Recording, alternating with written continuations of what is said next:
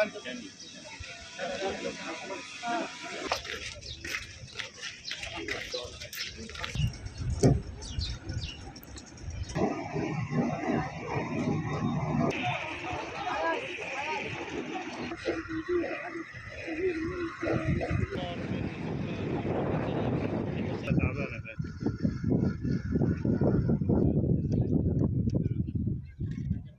were looking at some of the first pictures of what's going on right now at Guantanamo Bay in Cuba.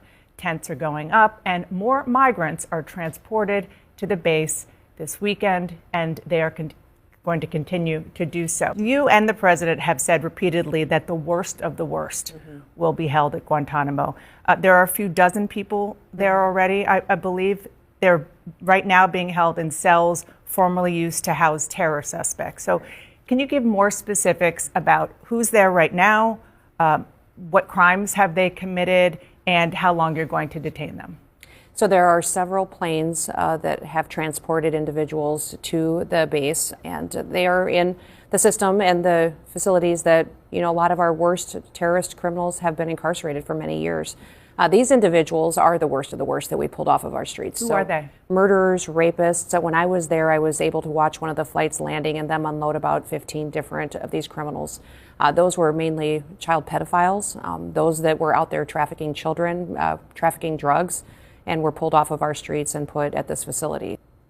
You're building tents for a lot more than, how many are there now? Well, they're putting up tents that will have the capacity to go up to 30,000 people. That's not stood up yet because a lot of our soldiers that's got there received orders just days ago. I think they've been putting up facilities for the last 5 days. There are lots of different sort of buckets of people, if you will. You're right now talking about, as you say, again, the worst of the worst, people who you say committed crimes, but it's still unclear how, first of all, whether there are 30,000 people who fit that description. Right, correct. Are there? We are going through the process of identifying those that are on our radar. The president committed during the campaign that he believed we needed to have mass deportation. So we're going after those that have been the violent criminals perpetuating crimes in our communities, also those with final removal orders, and then we'll continue down the priority list. And will they be held in the tents? It's potentially, but we're going to keep people safe too. So it depends on how dangerous they are and how they act in these facilities. So we have beds in the United States today that we're using and will continue to use that are ICE detention facilities. But we've got a lot of local law enforcement, a lot of communities and states that want to partner with us too, saying we have facilities if you would like to partner. And I think that's fantastic because that's really what we need is the federal government working with those local officials because they know where these dangerous criminals are. I just want to ask you about that before I move on. There are reports that ICE is over capacity. There have been reports, but remember, we're continuously busing people back to Mexico, continuously flying people out of the country and repatriating them back to their. So there's still room, absolutely. The Lincoln-Riley Act requires you at the DHS to detain individuals who have been charged with but not convicted of nonviolent crimes like theft or shoplifting. ICE, you talked about ICE facilities, it comes and goes, but at some point they're likely to be at capacity. So could those people end up at Guantanamo? I don't know what the president will decide as far as utilizing it. We want to have the capacity. The facilities will look different. Exactly. They certainly will not be used if in these prison systems. We have different camps at Guantanamo Bay, different levels of incarceration. We will have some facilities that will be up to the same standards as other detention facilities in the United States. And I don't think the president's going to tie his hands on what he needs to do to make sure that America is safe. A lot of this, as you said, the timeline for how long people are going to be there depends on whether or not anybody's going to take them. Right. So it could be that some people are going to be there indefinitely. What's interesting to me is the previous administration knew who these people were that were committing these crimes. They knew where these folks that had final removal orders were in our country, could have negotiated agreements with these other countries to take them back home and didn't. And we saw countries like Venezuela release their prisons and their mental health what are you doing individuals now? to come to the United States. Are you comfortable that you're going to be able to not keep them there indefinitely? I'm super thrilled that Secretary of State Rubio has been actively going out and negotiating, taking people home. So that's part of all the decisions on when we identify people in communities. As soon as we're able to go get them and return them back home as quickly as possible. So my goal is that people are not in these facilities for weeks and months. My goal is that there's a short-term stay. They're able to go incarcerate them, take them, follow the process, and get them back to their country. That's your goal, but Yes. you're not ruling out that they could be there for weeks. I'm not going to rule that out, because we are going to continue to make sure that we're talking with every single country. But it's not an option for us to leave people here illegally anymore. American citizens have been put behind people who have chosen to come and break our laws, and that's not going to happen anymore. Immigration is one of the parts of it, and FEMA is another. On X this morning, Elon Musk said, quote, FEMA is broken, and he said so in response to the suggestion that he shut down FEMA entirely. FEMA is, of course, funded by Congress, has repeatedly been authorized in statute, including by laws you voted for when you were in Congress. Can and should Donald Trump shut it down? He can, and I believe that he will do that evaluation with his team, and he's talking about it, which I'm grateful for. He'll work with Congress, though, to make sure that it's done correctly and that we're still there to help folks who have a terrible disaster or crisis in their life. He's been very clear that he still believes there's a role for the federal government to come in and help people get back up on their feet. But there's a lot of fraud and waste and abuse out there. And since President Trump has taken over and come back into this administration, we've seen incredible changes. What's your recommendation to him? You know, he's talked a lot about doing block grants to states and to local officials. I was a governor, and when I was governor of South Dakota, we saw 12 different natural disasters that hit our state and that were FEMA related, that we had FEMA disasters. So I know it from that level, and I knew every single time that I and the local county emergency management directors, the mayors, the city councils, and the county commissioners, they made way better decisions than the people in Washington, D.C. If the president came to you and said, you're my DHS secretary, do you think I should get rid of FEMA? Excuse me, get rid of FEMA, what would you say? I would say yes, get rid of FEMA the way it exists today. We still need the resources and the funds and the finances to go to people that have these types of disasters like Hurricane Helene and the fires in California. But you need to let the local officials make the decisions on how that is deployed so it can be deployed much quicker, and we don't need this bureaucracy that's picking and choosing winners. You mentioned Congress. USAID is an example, and there are others that I mentioned, that the Consumer Protection Bureau, that are also deemed by statute to be the law. They were put in place and kept in place by Congress. And off mission. Unbelievable what USAID But you're saying right here that Elon Musk and you are not just going to go in and say, we're getting rid of FEMA, you're going to do it with Congress? Well, the president has been clear, too, that he wants to still help people. But what happened by targeting individuals, helping some people and not others, listen, the president just in the last 5 days has closed 80% of the open cases in North Carolina. It's amazing when you have somebody who cares how quickly the response can be. And that wasn't the way that it was under the previous administration. There's people that had wildfires 7-8 years ago in the western United States still haven't received their FEMA payments. How are people supposed to pick up their... I took a trip with the FEMA director. Oh, you did? She cared. Well, what I appreciated about her, because when North Carolina got hit, South Dakota did as well. She did come. And I think showing up is a big portion of what needs to have happen. I do want to ask a couple of quick questions. The Washington Post is reporting that Musk and his DOGE team have access to FEMA's sensitive disaster data, which includes personal information about tens of thousands of disaster victims. Have you authorized Elon Musk and his team to have access to Americans' personal data that is housed inside DHS? Yeah, we're working with them at the president's direction to find what we can do to make our department much more efficient. So I think it's important. This is essentially an audit of the federal government, which is very powerful and needs to have happen. That agency, and one of the things I've been very clear to the appropriators in the Senate and the House is please give me the authority to reprogram funds. There's funds but that's different from him having access to personal data that is housed in... The president has authorized him to have access. And you feel comfortable with that. Absolutely. I remember a time when Republicans were very careful about and worried about the government, particularly unelected people. Well, we can't trust our government anymore. Having access to personal data. Yeah. Oh, absolutely. You are the government. Yes, that's what I'm saying, is that the American people now are saying that we have had our personal information shared and out there in the public. But now Elon Musk has access to it. Yeah, but Elon Musk is part of the administration that is helping us identify where we can find savings and what we can do. And he has gone through the processes to make sure that he has the authority You're totally the president has comfortable granted him. I am today by the work that he's doing by identifying waste, fraud, and abuse. And his information that he has is looking at programs, not focusing on personal data and information. Not focusing on it, but he has access to it. We'll be continuing to talk to him about what all he has access to. But this audit needs to happen to make sure that we are going through a process that adds integrity back into these programs. And people's personal information has been out there in these caseworks that have been closed for a long time, that people are getting responses now that they haven't had before.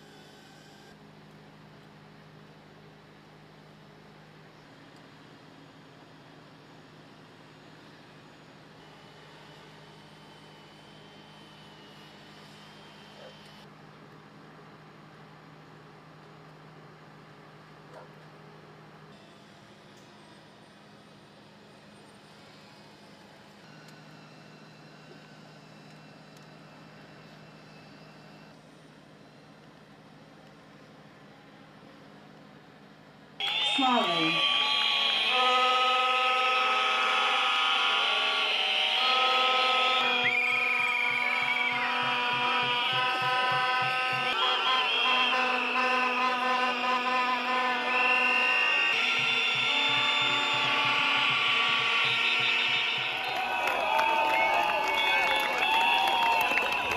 This is the finish line. After a nearly 80-kilometer walk, Serbian students embarked on, starting Thursday morning in Belgrade.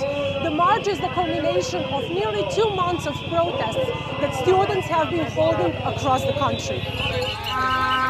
The students demand justice for the victims of the train station roof collapse that killed 15 people here in Novi Sad 3 months ago. Na železničkoj stanici, da se rasplačem, ipak to je povod ovih skupova.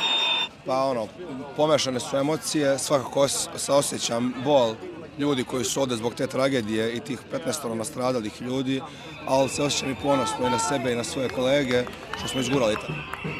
They plan to continue the protest by blocking key bridges in the city, increasing pressure on the government to act. Da smo se ovako ujedinili jer smatram da smo mi ti koji možemo da promenimo nešto u budućnosti. The mood was dampened by reports that a car in Belgrade rammed into a silent protest being held in support of the Novi Sad victims. 2 women were injured in the third such incident over the past week. The protests have rocked Serbia. Both the Prime Minister and the Novi Sad mayor have resigned under pressure from the demonstrations. It is the biggest challenge for the populist President Aleksandar Vučić since taking office more than a decade ago. The students continue to demand the release of all documentation regarding the renovation of the train station. They reject the government's claim that all their demands have been met. I sistem treba da se menja. Dok sistem ne menja, zahtevi nisu ispunjeni. Moments ago, I received great news. The synchronization of the Baltic states' electricity system with the continental European system has been successfully completed. This is a historic moment marking the end of a long journey for Lithuania, Latvia, and Estonia. Electricity lines with Russia and Belarus are being dismantled. These chains of power lines linking you to hostile neighbors will be a thing of the past. This is freedom, freedom from threats, freedom from blackmails. Now Europe as a whole is phasing out Russian fossil fuels. This is a new era. Today we will not only talk about economic security, but also the broader security of our continent. You are very well aware of the challenges. In just 2 months, several cables linking your countries to neighbors have been damaged. There's a pattern, and we cannot ignore it. No doubt, energy policy is also security policy. Unfortunately, we are in a terrible situation in Europe where Russia has brutally invaded Ukraine. This obviously affects us all, and first and foremost, it shows us that we need to be independent. We need to be 100% independent of energy from Russia, from the Russian energy systems. Therefore, today is an extremely important day for our security in Europe, not only in the three Baltic states, but for us all. Today is a day to celebrate, because this is about more than energy. It is about European integration. It is about European sovereignty. It is about proving once again that when we come together, we can move mountains. Lithuania, Latvia, Estonia, you are at the heart of Europe. You work tirelessly for this moment. And today, all of Europe celebrates with you.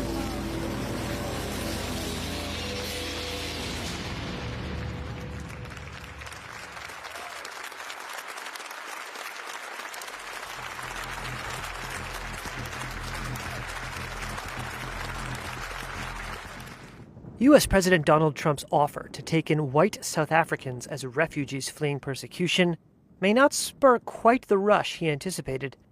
An executive order he signed on Friday provided for resettlement in the U.S. of, quote, Afrikaners in South Africa who are victims of unjust racial discrimination as refugees. Afrikaners are mostly white South African descendants of Dutch and French settlers, some tracing back their roots in the country to the 17th century. But it's not clear they want to flee the place they've called home for hundreds of years. Why would you want to go? There hasn't been any really bad taking over of land. The people are carrying on like normal. And, what are you going to do over there? That was the response from Neville van der Merwe, a white 78-year-old pensioner living in Cape Town. And he had this to say about Trump cutting off aid to his country. We all know how Mr. Trump behaves, so why should they do that? It is being spiteful. Trump is pushing back against a law signed last month by President Cyril Ramaphosa, aimed at addressing the country's unequal land ownership. White South Africans make up less than a tenth of the country's population, but a legacy of the racist apartheid government left 3/4 of privately owned land in the hands of the white minority, after 3.5 million black people were forced from their homes. The new law makes it easier for the state to expropriate land for what it says is the public interest. And we will not be bullied. Ramaphosa's governing African National Congress, or ANC, has defended the measure, and accused Trump of amplifying misinformation propagated by AfriForum, an Afrikaner-led group. And even that group, which lobbied Trump's previous administration on their cause, said it was not taking up his offer. We have to state categorically, we don't want to move elsewhere.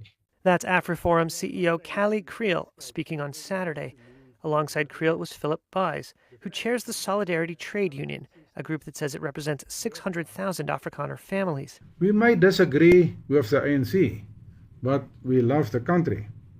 As in any community, there are individuals who wish to immigrate, but the repatriation of Afrikaners as refugees is not a solution for us. We want to build a future in South Africa. Some said they appreciated Trump's gesture. Werner van Niekerk is a carpenter in Bothasig. I think it's a very nice gesture from Donald Trump to offer us asylum over there. He did not say whether he planned to take up the offer. The United States, Donald J. Trump. Mr. President, thanks for having us. Thank you very much. Happy Super Bowl. Thank you. You know, you are going to be the first sitting president to attend a Super Bowl. It's a big day for America, always is. What made you want to do it? Well, first of all, I'm very surprised to hear that. I would have assumed many presidents came, but I think just the spirit of the country's taken on a whole new life.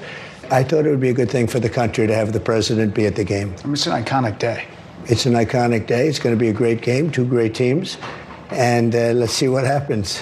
You know, it seems the first days of this administration are like a no-huddle offense. You know, plays going down the field, one after another. There's a long list of things you've already got done in 3 weeks. Big border policy changes, ICE crackdowns on criminals, taking biological men out of women and girls sports, big energy policy changes. So what's different with you and your administration? The difference between the 45th president and the 47th president? Well, with the 45th, I had tremendous opposition, but I didn't know people, and I didn't have the kind of support that I needed. I put people in office, some really great ones, but I had some that I wouldn't have put. I would have, known better if it were a couple of years later, or if I had a little more experience in D.C. I was a New York person, not a D.C. person. And I had a lot of opposition. I just noticed, I looked on the stage for the recent inauguration, and I'm looking, it's like a who's who of Washington. Well, if you look on the stage for the first one, it was just the opposite. So some of your plays have raised some questions and had some pushbacks. 19 states' attorneys general filed a lawsuit, and early Saturday, a judge agreed with them to restrict Elon Musk and his government efficiency team, Doge, from accessing Treasury Department payment and data systems. They said there was a risk of irreparable harm.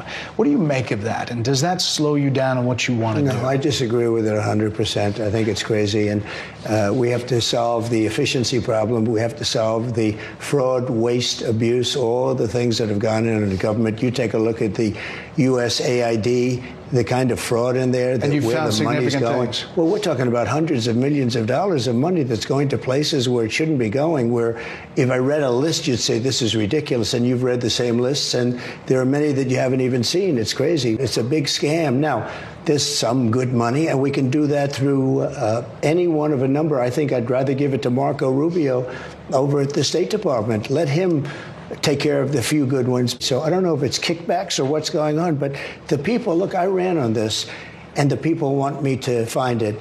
And I've had a great help with Elon Musk, who's been terrific.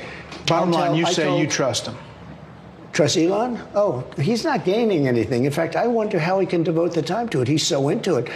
But I told him do that. Then I'm going to tell him very soon, like maybe in 24 hours, to go check the Department of Education. He's going to find the same thing. Then I'm going to go to the military. Let's check the military. We're going to find billions, hundreds of billions of dollars of fraud and abuse. But I campaigned on this, Brett. You announced tariffs on Canada and Mexico. You immediately got action from both of them on border security and drug interdiction. I did. A lot of action. Is that good enough? Expected. Is that good enough? No, it's not good enough. So more needed in 30 days. Something has to happen. It's not sustainable. And I'm changing it. You know, the Prime Minister said this weekend to a group of Canadian businessmen, he was a private meeting, he said that your wish for Canada to be the 51st state is a, quote, real thing. Is it a real thing? Yeah, it is. I think Canada would be much better off being a 51st state because we lose $200 billion a year with Canada, and I'm not going to let that happen. It's too much. Why are we paying $200 billion a year, essentially in subsidy to Canada. Now, if they're a 51st state, I don't mind doing it. You said the tariff is a beautiful word. There are some signs in the markets, consumer confidence, that they're a little jittery. So if all goes to plan, when do you think families will be able to feel prices going down, groceries, energy, or are you kind of saying to them, hang on, inflation may get worse until it gets better? No, I think we're going to become a rich... Look, we're not that rich right now. We owe $36 trillion. That's because we let all these nations take advantage of us. Same thing, like $200 billion with Canada. We owe $300. We have a deficit with Mexico of $350 billion. I'm not going to do that. I'm not going to let that happen. Sports has always been something that Americans rally around to come together. They really do. You won the popular vote. You won all the swing states. Have you thought about how to try to bring the country together, to reach out or to find common ground? Have you thought about that or how that might go? I'd love to do it. But I would say this. We have to come together. But to come together, there's only one thing that's going to do it, and that's massive success. Success will bring the country together, but it's hard. And I say it's hard. I just signed a bill allowing for women not to have to be punished by men in sports. In other words, men are not going to be allowed to play in sports against women. It's ridiculous. You're a sports guy. You're a football fan. Size up these two teams. I'm a big fan of both teams. They're sort of different. In Philadelphia, you have one of the greatest running backs, Saquon. You know, Saquon had an uncle who was a great fighter, and Iran Barkley, his name was. So you have a great running back. You really have a great quarterback. The other team, the quarterback really knows how to win. He is a great, great quarterback. So game prediction? I hate to do it. I just say that I've watched this great quarterback who has, by the way, a phenomenal wife, okay? She's a Trump fan. She's a MAGA fan, so I happen to love her, okay? But she's a great person. I watched her being interviewed. I said, boy, that's pretty good. But she's great, and he's great. I guess you have to say that when a quarterback wins as much as he's won, I have to go with Kansas City. At the same time, Philadelphia has a fantastic... It's going to be just a great game. Finally, listen, you are the most recognized person in the world, likely the most imitated person in the world. Every comedian has Donald Trump imitation, everyone.